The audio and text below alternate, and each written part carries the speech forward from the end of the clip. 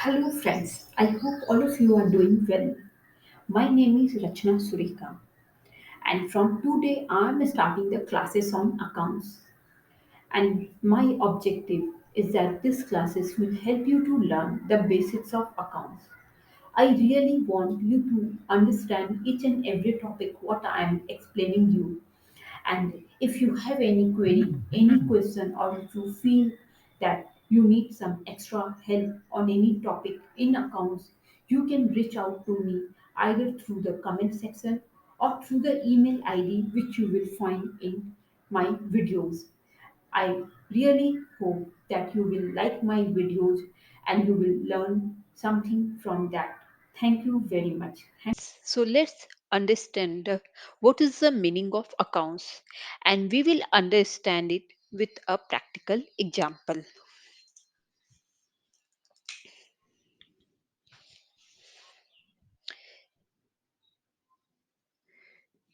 There is a person whose name is Mr. Rahul. Let's assume एक दिन mister Rahul के मन में आया कि मेरे को कोई बिजनेस करना चाहिए. And then after thinking a lot, he decided that he want to do manufacturing and selling of shirts business. तो उन्होंने क्या किया, अपना एक नया बिजनेस खोला. बिजनेस का नाम दिया RS लिमिटेड. और उन्होंने बोल इस बिजनेस में रुपीज 10 लाख रुपीज लगा दिए. वापस रिपीट करती हूँ.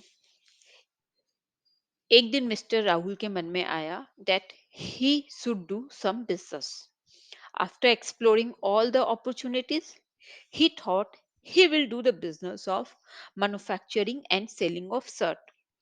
For that उन्होंने फर्म बना दिया. फर्म का नाम रखा RS लिमिटेड. और बिजनेस शुरू करने के लिए और बिजनेस करने के लिए उन्होंने फर्म में 10 लाख रुपए कैश डाल दिए. So here mister Rahul is the owner of the business. जो बिजनेस स्टार्ट कर रहा है, जो बिजनेस के लिए पैसे ला रहा है, उसको हम बोलेंगे ओनर ऑफ द बिजनेस. यहाँ पर मिस्टर राहुल जो है वो बिजनेस के ओनर है और उन्होंने स्टार्ट किया अपना firm in the name of RS limited. Now from when we are try understanding कि यहाँ पर अकाउंट्स होता क्या है, तो the first and foremost point हमें ये रिमेम्बर रखना है फ्रॉम द अकाउंट्स पर्सपेक्टिव कि mister Rahul and RS limited ये दोनों सेपरेट आइडेंटिटी है. From the business perspective mister Rahul owner of the business है एंड उनका जो फर्म है वो उससे सेपरेट है, जिसका नाम उन्होंने RS लिमिटेड रखा है. अब बिजनेस तो स्टार्ट कर दिया. बिजनेस स्टार्ट करने के लिए हमें परचेज और सेल करना होगा. तो यहाँ पर क्या हुआ, उन्होंने सर्ट्स का मैन्युफैक्चरिंग एंड सेलिंग स्टार्ट कर दिया है. तो अब उनको क्या करना होगा, मैन्युफैक्चरिंग करने के लिए उनको परचेज करना होगा रॉ मटेरियल्स. तो नाउ शर्ट मैन्युफैक्चर करना है, तो वो क्या परचेज करेंगे. शर्ट मैन्युफैक्चरिंग करने के लिए the first thing he need to purchase is fabric. कपड़ा खरीदना पड़ेगा. बिना कपड़ा खरीदे शर्ट कैसे बनाएंगे, कपड़ा तो लगेगा. तो he need to purchase fabric. Second, shirts बना रहे हैं तो बटन्स भी खरीदने पड़ेंगे. उसके अलावा सूता भी खरीदना पड़ेगा. तो these are the basic material which we need when we manufacture shirt. तो उन्होंने फैब्रिक खरीदा, बटन्स खरीदे, थ्रेड खरीदा. अच्छा, अभी खुद तो बनाएंगे नहीं बैठकर, उनको एम्प्लॉयज हायर करने होंगे जो ये शर्ट बनाएंगे. तो उन्होंने एम्प्लॉयज भी हायर किए. अभी यहाँ पर एम्प्लॉयज भी है कि अब जो एम्प्लॉय हायर किए हैं वो शर्ट कैसे बनाएंगे, हाथ से तो सिलेंगे नहीं, इम्पॉसिबल है. तो उनको शर्ट सिलने के लिए मशीन भी लाकर देनी होगी, स्विंग मशीन या एनी टाइप ऑफ मशीन जिससे वो शर्ट मैन्युफैक्चर कर सके. अभी शर्ट बनाना है, एम्प्लॉय हायर किए, मशीन लाए, रॉ मटेरियल लाया, कोई प्रोडक्शन यूनिट का सेटअप भी करना पड़ेगा.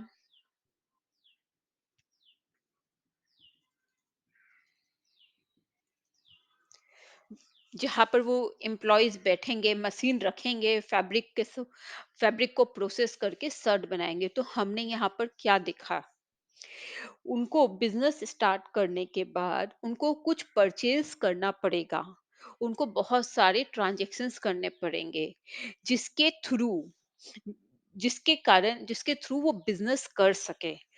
चाहे वो बिजनेस में, अब यहाँ पर इसके अलावा भी उनको ढेर सारे एक्सपेंसेस इनकर करने पड़ेंगे, but the basic point is that जब भी हम कोई बिजनेस कर रहे हैं, whenever we either started the business और we are running a business, हमें उस बिजनेस में बहुत सारे ट्रांजेक्शन्स करने पड़ते हैं, हमें बहुत कुछ परचेज करना पड़ता है।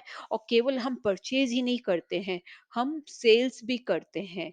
हम अपने माल को बनाने के बाद गोडाउन में ही नहीं रखेंगे, हम उस माल को जाकर मार्केट में बेचेंगे, जिससे हमको सेल्स होगा, जो मेरा इनकम होगा।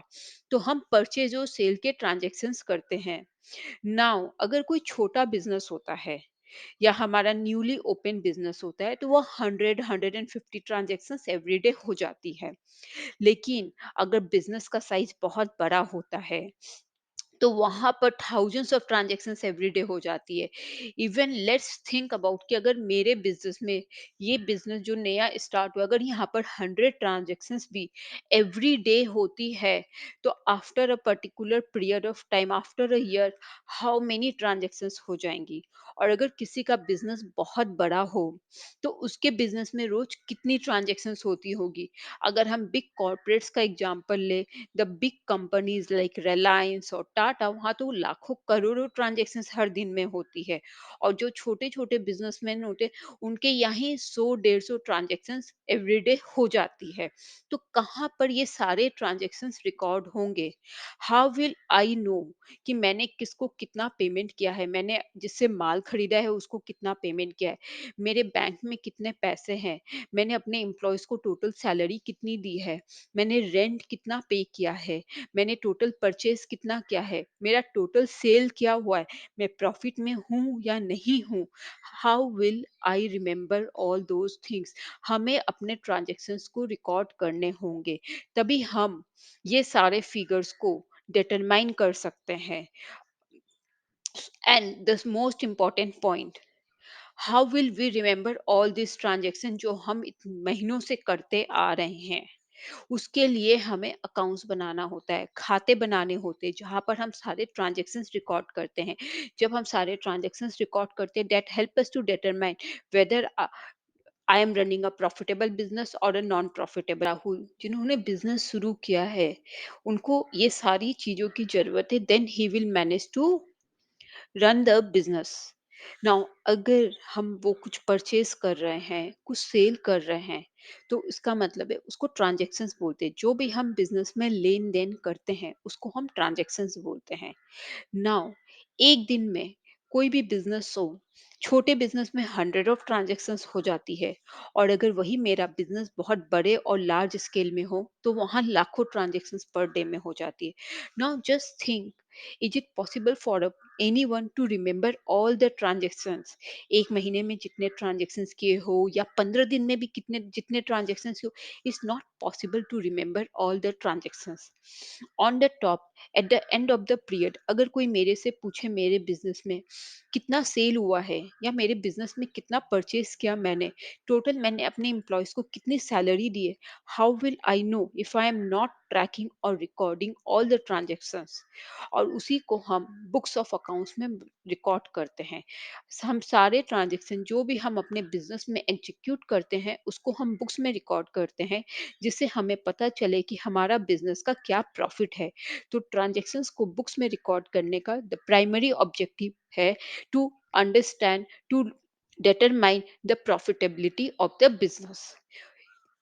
नाउ ये जो बातें हुई अभी, कि बिजनेस करना, ट्रांजैक्शंस रिकॉर्ड करना, so that we will know about the profitability, all these are practical thoughts. ये सारी प्रैक्टिकल बातें हैं। लेकिन थ्योरी में अकाउंट्स होता क्या है? थ्योरी में अकाउंट्स का डेफिनेशन क्या है, अब हम वो समझेंगे। और उसके लिए हम स्टेप बाय स्टेप जानेंगे कि क्या क्या स्टेप्स होते हैं अकाउंट्स में। Now let's understand the definition of accounts through step wise. So, the first and the foremost step in the definition of accounts is identification of financial transactions. इसका मतलब क्या है? आप पहले लिख लीजिए, फिर मैं एक्सप्लेन करती हूँ what is the meaning of identification of financial transactions.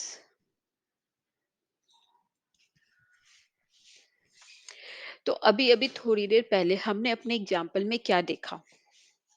Mister Rahul थे और उन्होंने बिजनेस शुरू किया इन the name of are S limited firm के नाम पे। और हमने ये भी देखा कि फर्म के अकाउंट में हम परचेजेस करते हैं, एक्सपेंसेस इनकर करते हैं। Now let's, as we know, हमारे लास्ट एग्जांपल में mister Rahul was 100% owner of the business. यहाँ पर भी यही है, mister Rahul is the 100% owner of the business. And I also explain you कि mister Rahul owner of the business है आर एस लिमिटेड के। आर एस लिमिटेड का इज अ फर्म एंड दोनों सेपरेट है। जब हम अकाउंट्स बनाते हैं तो मिस्टर राहुल सेपरेट आइडेंटिटी है and are S limited separate identity है। दो mister Rahul is 100% owner of the business, but हम दोनों को एक नहीं बोलेंगे। मिस्टर राहुल सेपरेट आइडेंटिटी है and are S limited is separate identity. अगर हम मिस्टर आर एस का बुक्स ऑफ अकाउंट्स बना रहे हैं तो हमें इंश्योर करना है कि हम केवल बिजनेस रिलेटेड ट्रांजेक्शन ही रिकॉर्ड करें। इसका मतलब इसका मतलब यहाँ पर हम बिजनेस के पर्टेनिंग परचेज भी करते हैं, एक्सपेंस भी करते हैं और सेल्स भी कर रहे हैं। Now at the same time mister Rahul who is actually running the business, उन्होंने वो रेस्टोरेंट गए and have a family dinner. ठीक है, let's take he went on a vacation with a family.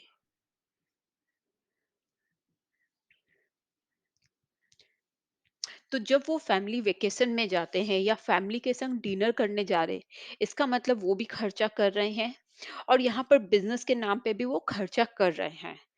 जब हम अकाउंट्स की बात कर रहे हैं और हमारा पहला स्टेप है आइडेंटिफिकेशन ऑफ फाइनेंशियल ट्रांजैक्शंस, इसका मतलब है जब हम बुक्स ऑफ अकाउंट्स बनाएंगे तो हमें सिर्फ आर एस लिमिटेड के ट्रांजैक्शंस को रिकॉर्ड करना है, क्योंकि हम आर एस लिमिटेड का बुक्स ऑफ अकाउंट्स बना रहे हैं और जो भी ट्रांजेक्शन्स हो रही हैं वो आर एस लिमिटेड के पर्टेनिंग होनी चाहिए।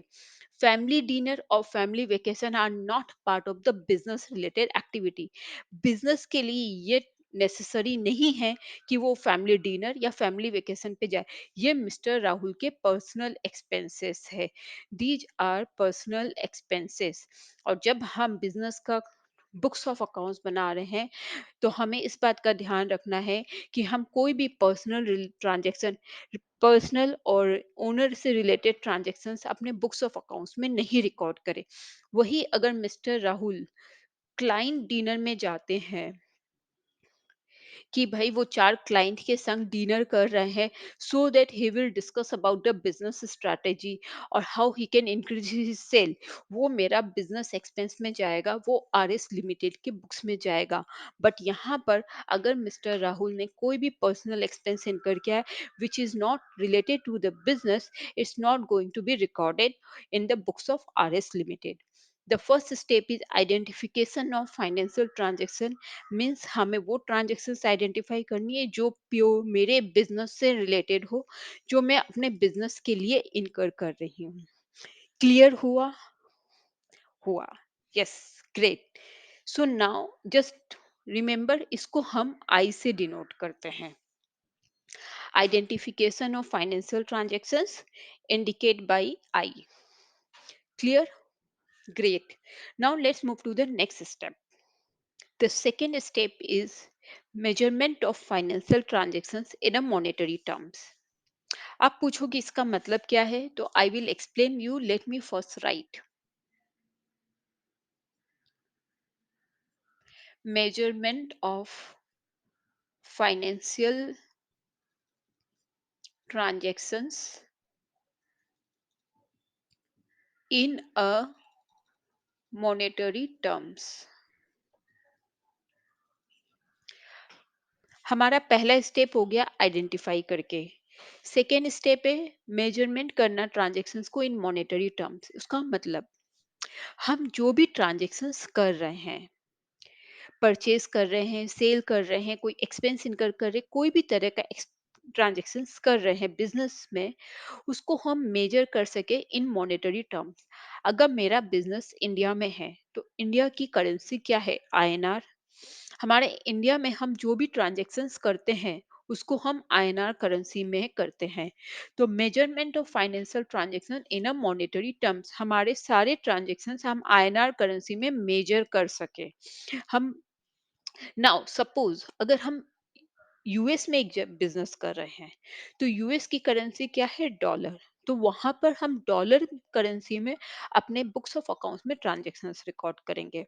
अगर हम यूरोप में बिजनेस कर रहे हैं, यूरोप की करेंसी है यूरो, तो वहां पर यूरो करेंसी में ट्रांजेक्शन्स रिकॉर्ड होते हैं।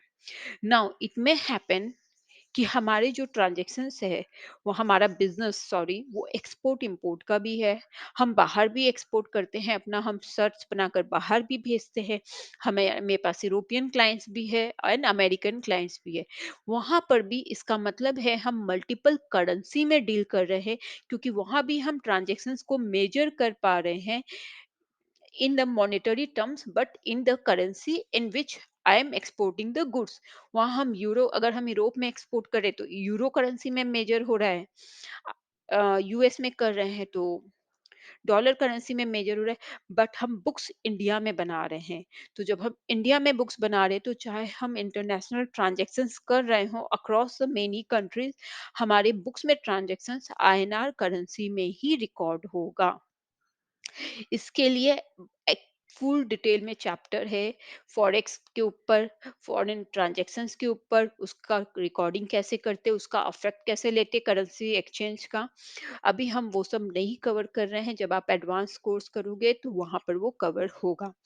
अभी सिर्फ आपको ये समझना है कि measurement of financial transactions in monetary terms, तो हमारा ट्रांजैक्शंस मॉनेटरी और आईएनआर करेंसी में मेजर होना चाहिए, और इसको हम इंडिकेट करते हैं एम से। Okay, now the third step is recording of transactions.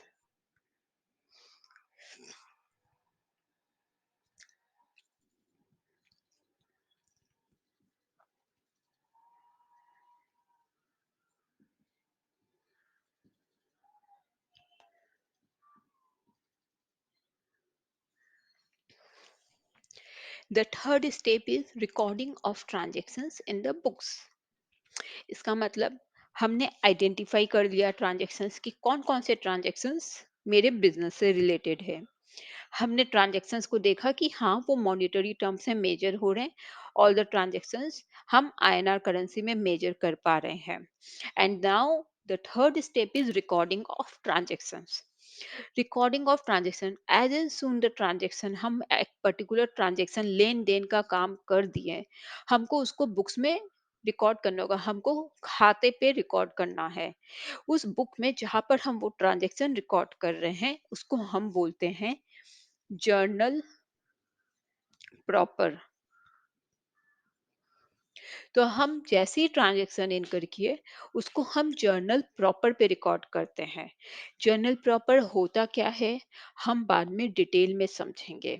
अभी सिर्फ अपने को आपको सिर्फ ये याद रखना है, आइडेंटिफाई करने के बाद मेजरमेंट के बाद हमको उसको रिकॉर्ड करना है, and that recording is happening in the book called journal proper. और इसको हम इंडिकेट करते हैं R से। R stand for recording of transactions. Now the next step is classification of transactions.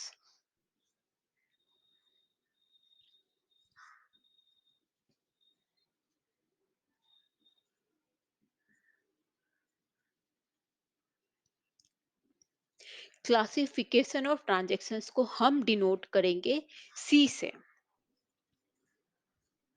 What is classification of transactions? Classification of transactions का मतलब है कि हमारा जो एक पर्टिकुलर कैटेगरी में, हम एक पर्टिकुलर कैटेगरी में जो भी एक्सपेंस के उसको हम रिकॉर्ड कर रहे हैं।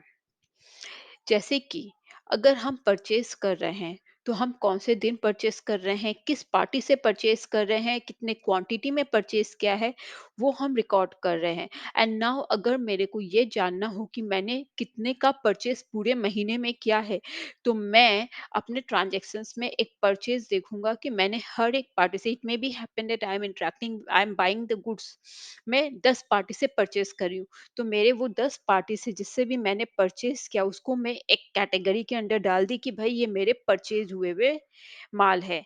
तो उसको हम परचेज़ कैटेगरी में ग्रुपिंग कर दिए हैं, and that is called classification of transactions. समझ में नहीं आया? Let's take another example. Suppose आपको 5000 रुपीज़ आपके पेरेंट्स ने दिया और उन्होंने बोला you can spend the money the way you want. So it's a good news. He asks us that that you can spend the money the way you want. Now, but he put a condition कि at the end of the month हम मुझे बताना कि तुमने कहाँ कहाँ पर कितने पैसे खर्चे किए और किस किस कैटेगरी में खर्चा किया। तो अब आप क्या करोगे? आपको 5,000 तो मिल गए, वो तो गुड न्यूज है। So let's be happy. Just हमें एक ट्रैकिंग करना है, वो हम ट्रैक कर देंगे। तो सपोज करो हम बोलते हैं हम मूवी में खर्चा करेंगे, रेस्टोरेंट्स में करेंगे एंड ट्रैवल में करेंगे। And this is a month of January. तो हमने बोला ठीक है, 10th को गए, मूवी में 500 खर्चा किया, ट्रैवल में 200 किया। 14th को गए, रेस्टोरेंट में खाने के लिए 500 कर दिया और ट्रैवल में 100 ही रुपए किए। 28 को गए, मूवी में 1000 रुपया कर दिया, उस दिन रेस्टोरेंट भी चले गए फ्रेंड्स लोगों के साथ और ट्रैवल में 500 कर दिया। तो यहाँ पर 1500, 700, 800। तो eight the end of the month अगर पेरेंट्स को आपको हिसाब देना होगा तो आप बता पाओगे, हाँ भाई मैं मूवी में 3 दिन गई थी, सॉरी 2 दिन गए थे, 1500 टोटल खर्चा किया। रेस्टोरेंट में गए थे 2 दिन, 14 to 20 700 खर्चा किया। ट्रैवल 10th को भी किया, 14 को भी किया, 20 को भी किया और 800 रुपये खर्चा किया। तो ये मेरे खर्चे का ब्रेकअप है और इसी दिन किया है और ये मेरी कैटेगरीज है। Similarly in business I want to know कि मैंने कब कब कितना कितना परचेज किया है, कब कब मैंने क्या क्या सेल किया है, रेंट मैंने कौन कौन से महीने में कब कब पे किया, कौन से ऑफिस के लिए पे किया है। तो उसको हम क्लासिफाई कर देते हैं ट्रांजेक्शन्स को in the books of account और उसको हम करते हैं थ्रू लेजर, उसको बोलते हैं लेजर। तो लेजर में हम क्लासिफिकेशन करते हैं। We are going to understand in detail. हमारे पास लेजर पे पूरा एक चैप्टर है, उसको हम क्लासिफिकेशन ऑफ ट्रांजेक्शन बोलते हैं और इस एग्जाम्पल के थ्रू आप समझ सकते हो कि क्या होता है। अभी समझ में आया? हाँ आया, great. So now we are going to move to the next step which is called summarization of transactions. So let me start from here क्योंकि इसके बाद ही हमारा स्टेप होता है समराइजेशन of all transactions। यहाँ पर क्या होता है, हम समराइज कर देते हैं कि हमारे हमने टोटल सेल कितने का किया है, टोटल परचेज कितने का है, कमीशन रिसीव हुआ है तो टोटल कमीशन कितना रिसीव हुआ है, अगर टोटल रेंट मेरा पेमेंट हुआ है तो मेरा रेंट क्या है, total payment for the year. तो यहाँ पर हम अपने जितने भी ट्रांजेक्शन है उसको हम समराइज करते हैं। यहाँ पर हम ट्रायल बैलेंस बनाते हैं, प्रॉफिट एंड लॉस अकाउंट बनाते हैं और बैलेंस शीट बनाते हैं। तो यहाँ पर समराइजेशन हो जाता है और इसी की स्टेप में हमारा फाइनेंशियल पोजीशन असर्टेन होता है। हमें पता चलता है कि मेरे पास क्या एसेट है, क्या लायबिलिटी है, इनकम कितना हुआ है, एक्सपेंस कितना हुआ है, व्हाट इज माय प्रॉफिटेबिलिटी। ये सब हम फ्यूचर में डिटेल में वीडियोस में कवर करेंगे। अभी जरूरत नहीं है डरने का कि ये क्या क्या टर्म्स यूज हो रहे हैं। बाद में हर एक टॉपिक पे, हर एक टर्म पे एक-एक चैप्टर होगा, तो हम बहुत डिटेल में समझेंगे। अभी सिर्फ आपको ये याद रखना है कि यहाँ पर हम अपना फाइनेंशियल पोजीशन असर्टेन करते हैं और इसको हम इंडिकेट करते हैं एस से। Summarization of all transactions indicated by S. Now summarize हो गया, अब क्या है? Now we analyze. अब हम यहाँ पर एनालाइज करते हैं, हम एनालिसिस करते हैं जो मेरा फाइनेंशियल पोजीशन एसर्टेन हुआ है कि मेरा प्रॉफिटेबिलिटी क्या है। सपोज हमने हमारा जो बिजनेस था वो शर्ट मैन्युफैक्चरिंग का था। शर्ट मैन्युफैक्चरिंग में हम एक ही सिटी में डील नहीं करते हैं। मेरा जो प्रोडक्ट है वो डिफरेंट डिफरेंट शहर में जा रहा है और हम केवल एक ही साइज का शर्ट नहीं बनाते हैं। डिफरेंट साइज के शर्ट बनते हैं, डिफरेंट फैब्रिक यूज होता है, डिफरेंट डिजाइन यूज होता है। तो नाउ एनालिसिस में हम ये देखते हैं मेरा कौन सा प्रोडक्ट से मेरे को सबसे ज्यादा प्रॉफिट हो रहा है, कौन सा प्रोडक्ट मेरे को लॉस मेकिंग दे रहा है, कौन से प्रोडक्ट मैंने सबसे ज्यादा सेल किया और कौन से शहर में सेल किया है। तो ये सब जो हम एनालिसिस करते हैं अपने फाइनेंशियल स्टेटमेंट को देखकर वो यहाँ पर आता है, जहाँ पर हम ये देखते हैं कि कौन से शहर में, स्टेट वाइज, प्रोडक्ट वाइज हम कितना प्रॉफिट कर रहे हैं, क्या लॉस कर रहे हैं, अगर कहीं ज़्यादा कर रहे हैं, कहीं कम कर रहे हैं, उसका हम डिटेल में एनालिसिस करते हैं। That comes under here and इसको हम डिनोट करते हैं ए से। अब एनालिसिस हो गया, हमें पता चल गया कि बॉम्बे में हम लॉस कर रहे हैं, दिल्ली में हम प्रॉफिट कर रहे हैं और कलकत्ता में हमारा प्रॉफिट है। फिर हमने मार्जिन देखा तो हमें पता चला दिल्ली में हमारा कम मार्जिन है in comparison to Kolkata. Jaipur में भी हमारा माल ठीक ठाक बिक रहा है, but it's not picking. We understand all this things. Now the next step is interpretation. अब हम इंटरप्रिटेशन इंटरप्रेट करेंगे और इसको हम आई से इंडिकेट करते हैं। यहाँ पर इंटरप्रिटेशन में हम क्या करते हैं, हम ये देखते हैं कि अगर बॉम्बे में मेरा लॉस हो रहा था, जो हमने एनालिसिस किया, वो क्यों हो रहा था। अगर मेरा दिल्ली में मार्जिन कम है तो वो क्यों है, what is the reason behind it. तो हमें पता चलता है बॉम्बे में मेरा लॉस है क्योंकि मेरा रेंट एक्सपेंस बहुत ज़्यादा है, सैलरी कॉस्ट बहुत हाई है, that is killing all my margin. Delhi में मेरा मार्जिन कम इसलिए है क्योंकि मेरा मार्केटिंग कॉस्ट बहुत हाई लगता है, एडवर्टाइजमेंट कॉस्ट बहुत ज़्यादा है।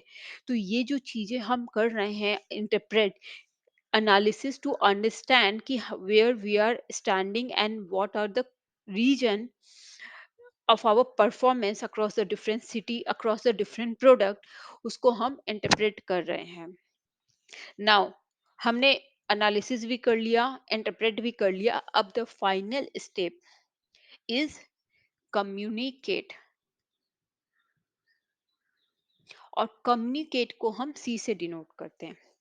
कम्युनिकेट क्या हुआ, हमने सब कुछ कर लिया, अब हम इसको क्या करेंगे, हम इसको कम्युनिकेट करेंगे। किसको कम्युनिकेट करेंगे?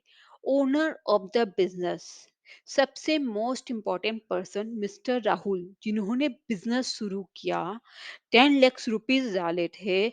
उनको ये जानने का राइट है कि वो जो बिजनेस कर रहे हैं वो प्रॉफिट में है या लॉस में है, और अगर प्रॉफिट में है तो कितना प्रॉफिट आज तक उन्होंने अर्न किया है, और अगर लॉस में है तो वो लॉस में क्यों है और उसका रीजन क्या है। तो owner of the business, it is a primary and sole responsibility to communicate the performance of the business or performance of the how we run the business operation, profitability to the owner of the business, that is a key person। और किसको करेंगे? अपने employees को communicate करेंगे। वो हमारी company में काम कर रहे हैं, उनका राइट है, उनका हक है ये जानने का कि जिस कंपनी में वो काम कर रहे हैं, उस कंपनी का फ्यूचर क्या है, क्योंकि उनके कंपनी के फ्यूचर पे एम्प्लॉय का फ्यूचर डिपेंड कर रहा है। उनका कंपनी, जिस कंपनी में वो काम कर रहे हैं, वो प्रॉफिटेबल है या नहीं है। इवन वो कंपनी अपने एम्प्लॉयज का सैलरी पे कर सकती है या नहीं कर सकती है, इसके लिए हम एम्प्लॉयज को कम्युनिकेट करेंगे। और किसको करेंगे? गवर्नमेंट को करेंगे। गवर्नमेंट को करेंगे। अगर हम कौन सी कंट्री में बिजनेस कर रहे हैं, इंडिया में कर रहे हैं, तो जिस कंट्री में बिजनेस कर रहे हैं उसकी सरकार को बताने का हमारा राइट है। हमें हवा it's our societal responsibility to communicate कि मैंने जो बिजनेस कर रही हूँ, उस बिजनेस से मेरे को क्या प्रॉफिट हो रहा है, और अगर उस पर टैक्स आ रहा है तो मेरे को वो टैक्स देना है। That is a responsible citizen. तो वो काम मैं कहाँ करूँगी? यहाँ कम्युनिकेट करूँगी। तो किसको कम्युनिकेट करेंगे? गवर्नमेंट को कम्युनिकेट करेंगे कि हम कैसा परफ़ॉर्म कर रहे हैं, क्या हो रहा है। और किसको कर सकते हैं? बैंक को करेंगे। अगर मैंने बैंक से या कोई फाइनेंशियल इंस्टीट्यूशन से लोन लेकर रखा है, तो मैं उसको भी जाकर कम्युनिकेट करेंगे कि भाई ये बिजनेस मेरा ऐसा चल रहा है, मेरा इतना प्रॉफिट हुआ है, ये देखिए। ताकि बैंक को और द फाइनेंशियल इंस्टीट्यूशन, उसको कॉन्फिडेंस हो कि उसका पैसा सेफ है, उसने जो मुझे लोन दिया है वो टाइम पर उसको पेमेंट मिल सकता है। तो ये हम उसको कम्युनिकेट करेंगे। तो now let me again start from the beginning and explain you definition of accounts हम समझ रहे थे step by step. What are the steps we are having? The first step is identification of financial transaction. Identify करना कि मैं जो भी financial transaction अब मेरे बिजनेस में हुआ है या हो रहा है, मैं सिर्फ अपने business related financial transaction record करूं। कोई भी personal expense related transaction like going for a party और अ फैमिली डिनर और अ फैमिली वेकेशन, ओनर का रिकॉर्ड नहीं होना चाहिए। आई should B recording only the business transactions in the books. Measurement of financial transactions in a monetary terms. उस जो भी transactions मेरे बिजनेस में हुए हैं, चाहे किसी को मैंने पैसे दिए हैं, चाहे किसी से मैंने पैसे लिए हैं, I should be able to measure in a monetary terms. Currency monetary unit में मेजर कर सकूं। हमारे केस में वो रुपीज है, आईएनआर। रिकॉर्डिंग ऑफ ट्रांजेक्शन, जो भी ट्रांजेक्शन्स आइडेंटिफाई हो गया, मेजरमेंट हो गया, उसको बुक्स ऑफ अकाउंट्स में रिकॉर्ड करना है, and that we are indicated by R, and we are recording those transactions in the book called journal proper. Then we are doing the classification of transactions, वो हम laser में करते हैं।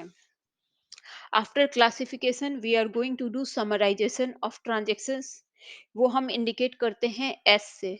और यहाँ पर हम ट्रायल बैलेंस बनाते हैं, प्रॉफिट एंड लॉस अकाउंट बनाते हैं, बैलेंस शीट बनाते हैं। We understand the financial position of our business at this stage. After that, we analyze the financial position of the business, whether I am making profit or loss, कौन से unit में profit हो रहा है, कौन से यूनिट में loss हो रहा है, which product is more profitable, which product has less profitability. Interpretation, क्या रीजन है प्रॉफिटेबिलिटी का ज्यादा होने का in comparison to other product. अगर एक शहर में प्रॉफिट हो रहा है, दूसरे में लॉस हो रहा है, व्हाई इज इट हैपनिंग? हम उसको इंटरप्रेट करते हैं, which help to take the management strategic decision कि उनको आगे क्या करना है। Analysis and interpretation help the management to take the strategic decision for their business, which either to grow the business or to expand the business. So these are very critical steps from the management decision making. Finally the communicate, फिर हम अपने business का position communicate करते हैं। Owner को करेंगे, government को करेंगे, बैंक्स को करेंगे, एम्प्लॉयज को करेंगे। So what we see that accounts में we are having 8 steps। Now I hope it's clear to all of you. If it's not, feel free to ask me any question. Great. Now we will learn in the next class the definition of accounts, और वो हम definition of accounts इसके ही through बनाएंगे। With this 8 steps we are going to build the definition of accounts, क्योंकि आपके exam में question आता है what is the definition of accounts, accounts होता क्या है। तो हमारे पास आंसर होना चाहिए और हम लिख सकें। And this 8 steps are very important in writing the definition of accounts. So please note down and remember this. Thank you.